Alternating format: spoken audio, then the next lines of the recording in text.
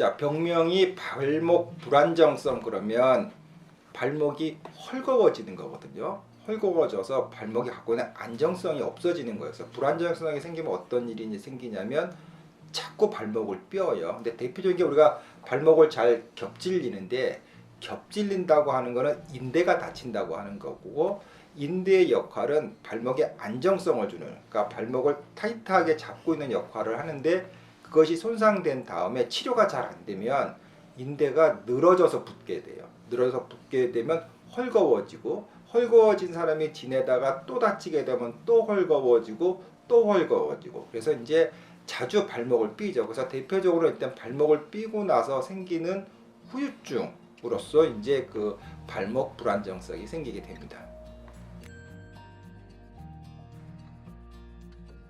그러니까 이제 발목 불안정성이라고 하는 거는 인대가 늘어났는데 재활 치료를 한다고 해서 늘어진 인대가 줄어들진 않아요. 줄어들진 않지만 불안한 이 발목의 인대를 보강할 수 있는 주변에 있는 근육과 힘줄에 힘을 기름으로써 이거를 보완하게 되고 또 하나는 밸런스 잡는 운동을 통해서 발목이 삐는 것을 막아주는 그런 것이 재활 치료입니다.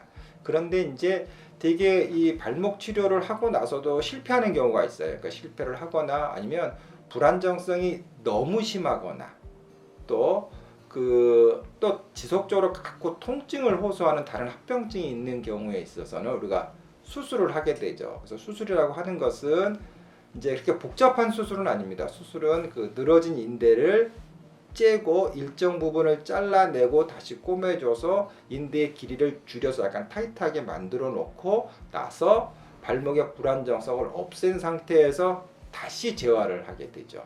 그러니까 이제 수술로만 끝나는 게 아니라 재활 치료를 잘 해서 기능을 다시 올려서 또다시 발목을 삐거나 불안정성이 생기지 않도록 만들어주는 게 일반적인 방법입니다.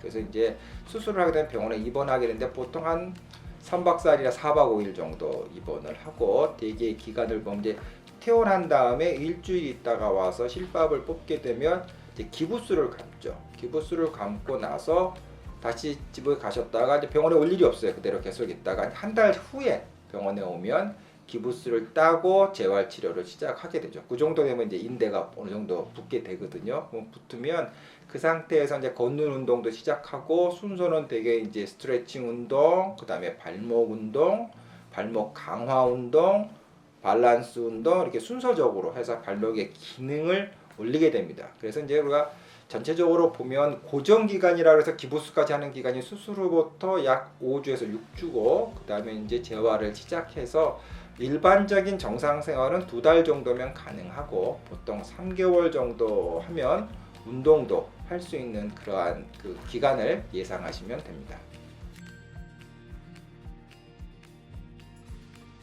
불안정성을 우리가 예방하는 그 방법이 더 중요한데 이제 실질적으로 예방하는 방법은 아까 말씀드린 것대로 운동 중에서 대표적인 운동 3가지 그러니까 스트레칭하고 발목 운동, 두 번째는 발목 이제 강화, 밴드를 이용한 강화 운동, 세 번째는 밸런스 운동인데 이 3가지 운동을 조금 게으름피지 않고 진짜로 본인이 열심히 한다면 충분히 예방이 가능하고 또 어떤 경우 열심히 하면 다치기 전보다 더 튼튼해지는 경우도 봅니다. 그래서 수술하고 나서 재발을 걱정하지 마시고 재발은 충분히 막을 수 있기 때문에 막는 방법은 병원에서 가르쳐 드리거든요. 집에서 혼자 할 수 있는 거예요. 그러니까 이 운동 3가지 다시 얘기하면 발목 스트레칭과 발목 운동, 두 번째는 발목 강화 운동, 세 번째 발목에 대한 밸런스 운동 이 3가지만 열심히 한다면 아주 좋은 예방법뿐만 아니라 발목이 튼튼해지는 방법이 됩니다.